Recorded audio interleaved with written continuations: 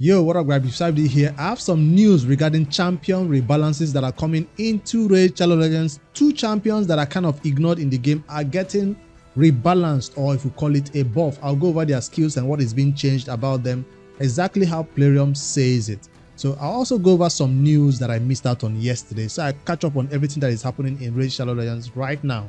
It doesn't seem like much, but if you see this glowing color right here, it seems there's a 100% gear removal cost minus 100% gear removal cost. That means free. You can go over it right now and change all these champions gear that you have that are bad and old. You can switch it out for free. If I try to do a switch right now, equip, it normally should cost me 100k 50k, but right now it's going to be free. It's going on for 3 entire days, so that's the logo right here. 3 days, 21 hours. That is 4 days gear removal cost. This is a scheduled one as part of City of Suntranos, people who are trying to clear and rebuild champions. So if you catch me live on stream, I'll definitely be building some of my champions for that content. All right, that's the first thing that is happening in Raid. And let me get straight to the news, which is the champion rebalances. Two champions that are being rebalanced. I have one of them. His name is Whole String. Let me quickly type it in the filter. One that I took to 60, but I've never really slapped any gear on him. I don't even know what it does, but let me tell you what Plarium is changing about this champion to see whether it's all of a sudden going to be meta or useful for your teams. Plarium says with Whole String, let me open his skills so you can be conversant with it again. They said to make him more reliable single target nuker, so his random attacks on A1 and A2 were replaced with single target multi hitters. So he does random attacks on A1, random attacks on A2. Now it will be single target multi hits. So on top of the existing buffs and debuffs on his kit, he does have Hex, and he does have also increased attack. He does have perfect veil also, if the champion is after places a perfect veil on this champion. So he does have all these things, so they are going to make even more buffs and debuffs. Maybe his skill set was also enhanced by adding decreased speed and perfect veil mechanics, but despite these changes, he remains a solid champion for PvE areas as he was frequently used in. So I don't see decreased speed in any of his kits right now. So which of the A1, A2, and A3 will have decreased speed? Let me go over the skills and see. It will be the A2. He attacks one enemy after the change. You see, it will attack one enemy 3 times. It will ignore a further 25% of the target's defense. If they are also under decreased speed debuff, will also ignore an additional 25% of the target's defense if they are from the Banner Lords and Fire and Revenant, Night Revenant. So where is the decreased speed mechanic? Is it the A1? The A1 that hits twice if this champion is under veil or perfect veil. Each hit has a 50% chance of decreasing the target's turn meter by 15%. Where is the decreased speed? I've still not seen it. It's gotta be the A3 then. Here it is. It places Hex. So now it will place Hex and decrease speed. Alright, that's what I was looking for. This means this champion will be essential or very, very good in content like the Hydra, where Hex and decrease speed are 2 essential debuffs that you need to place on the Hydra heads. So that's what is being changed about this skill. Nice.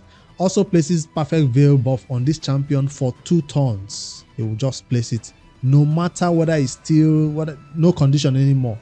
If this champion turn meter is at 75% or more after the steal, no, this condition has been removed. It will now just place perfect veil whenever this skill is used. That's nice. The passive is also being changed a little bit.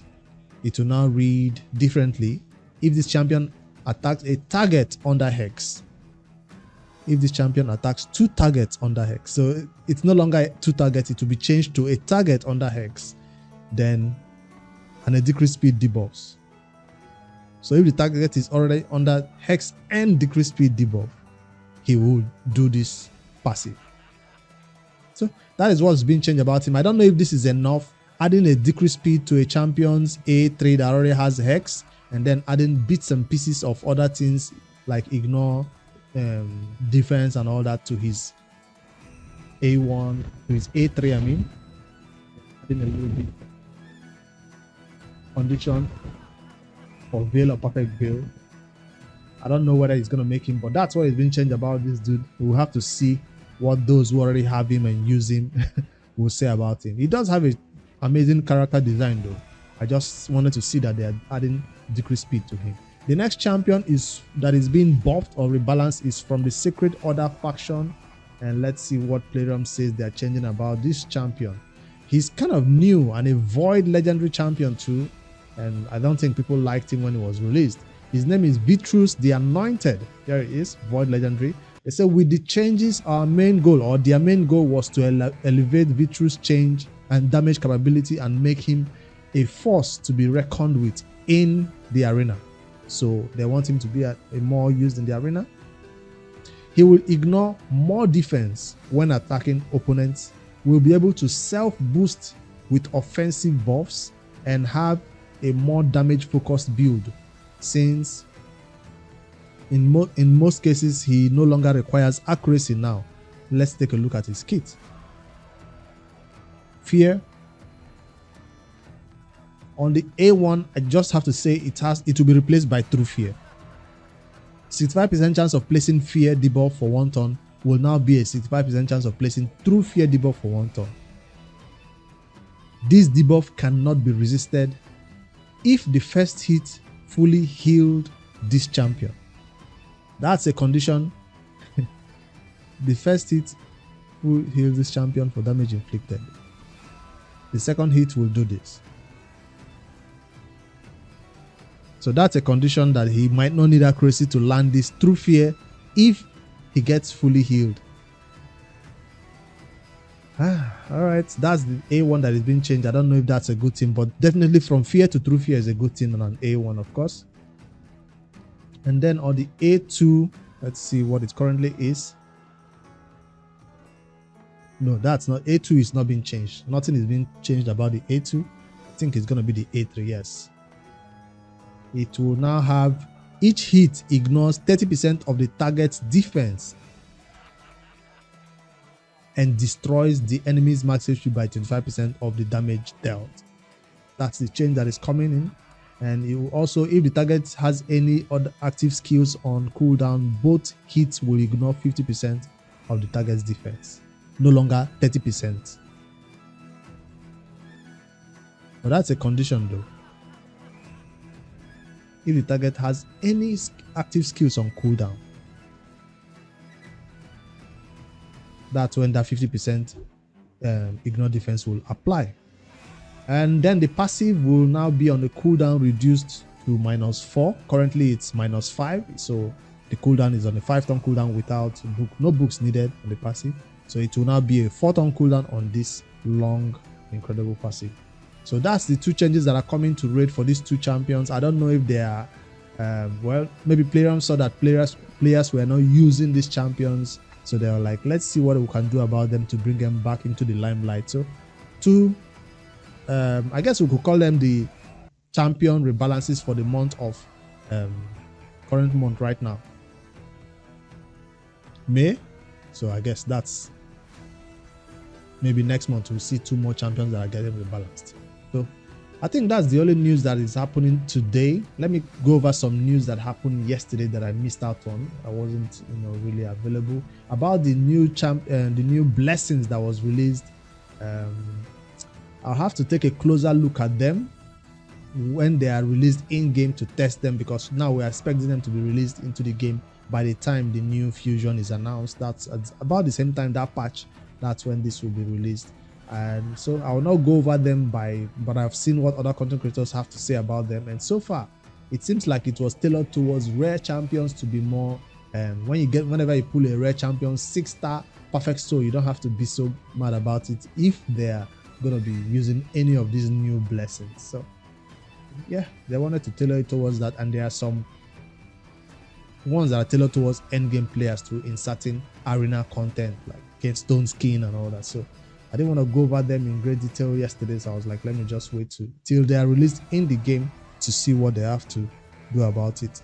Drop Fever event is going on. Yesterday was Fire Night. Today is going to be for Ice Golem Speak. And then the last one that I personally will participate in is going to be the one for the dragon. Speed on May 31st. Triple chances of dropping speed artifacts from the dragon is the one. I'm not touching this ice golem one. So tomorrow, May 31st. No, not tomorrow. It's going to be on Friday, May 31st. That's when the dragon will have a 3x chance of dropping speed artifacts that I want to go crazy for. Now, before I end the video, there is one more event that is happening in raid that I've kind of farmed for free by fighting or by doing campaign. Is it campaign? Yes, it was campaign. The campaign that just ended gave me what I needed to summoning pool for these amazing champions. I've been trying so hard for so long to get a legendary from summoning pool events, but it has not happened. Let's see if today is my luck. I farmed the champion training enough to get 30 of these prism crystals, and let's see what I can get.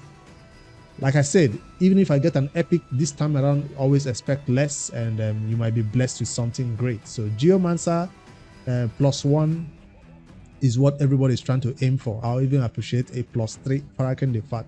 So I try to focus on the epics that I will be plus something for me that are useful in my account than these end game legendaries that are going to be possibly only a 6% chance to get. So let's just focus on the epic. So by the time we get a legendary, we will not be so disappointed. Lady Quillen is the champion I needed for Lady Mikage. She's probably my first Lady Quillen.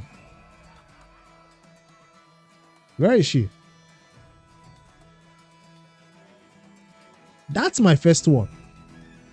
That's my first copy of this champion, and I obtained her from these prism crystals. That's amazing, right? It's still a win. Even if I did not get a legendary, I did not get a +1 champions, at least I know now I have enough to fuse this copy of this legendary champion, what's her name now, that I needed for this fusion. So that's 4 copies, 4 champions ready to go. For the next champion chase during a fusion, I'll fuse a legendary. That's nice to get this setup going. I still have 3 more to go, so I'm glad I was able to fight champion training and get these resources. It's not over though. You still have an opportunity to go to the summoning pool event and summon one more if you can do any of these events that are currently in the game. Events, artifact announcement coming up in 19 hours. Drag and Dungeon Divers has it too. Do I want to go for it? No, not really. I guess those farming the Fire Knight and the Ice Golem will pick up this one easily. 2,650 points for 30 prism crystals. Doesn't seem like a bad idea if you're already farming the dungeons, right? Seems like a good deal if you're going to pick up one epic that is useful for +1 for you, or be lucky enough to get a chance to get a legendary. 6% chance to get a legendary from Dungeon Divers. It's not the best way to go it. Artifact announcement is one that I will definitely not miss. Summon Rush, I'm missing it. I'm missing out on it. They are really giving us many ways to get these prism crystals, including a summon rush. And for those going for this ongoing event, let's see what's the summoning pool for. A progressive chance event for some amazing champions that definitely not worth going for. Before a fusion, you always want to save your shots, so I'm not touching this progressive chance event at all. So there's one more thing that I wanted to check out on. Let's see if there's any tournament that has prism crystals also. Ice Golem tournament, maybe. I wish they added it to Ice Golem tournament. That would be... Nah, it doesn't have it. So I'll not be farming Ice Golem. So how do you complete the Dungeon Divers then? Another champion training is coming up. How? Back-to-back champion training after one champion training event just ended. I did not even farm this Fire Knight turn attack because it didn't have essential rewards right here. Whatever it has 3x chances or 2x chances of dropping Savage said, they don't even bother to give you good rewards over here. Check out people running for the top position by farming Savage sets. 52,000 points for the first leaderboard position. That's crazy. Go over there to your clan shop and buy your epic skill tome if you're new to the game. I think that's the only useful resource this week, and because the clan quest has reset, so go over there, pick up your 3 quests and see how you can help your clan beat this and achieve more milestone points for your clan. That's all that is happening in raid yesterday and today, I think. So well, I'm waiting for an artifact announcement before I go crazy for this ongoing gear free 100 minus 100% gear removal event. So there's nothing happening today. I'm not leveling any gear until this artifact announcement that I'm probably blocking starts up, and I'll pick up these prism crystals and see if I can get an opportunity to pick up another epic. All right, guys, that's the news that is happening in raid today. I just wanted to go over everything, and yeah, I'll catch you on the live stream where I'm probably doing some daily stuff in raid on Twitch or something. Don't forget to like and subscribe for more daily raid content. Later, guys.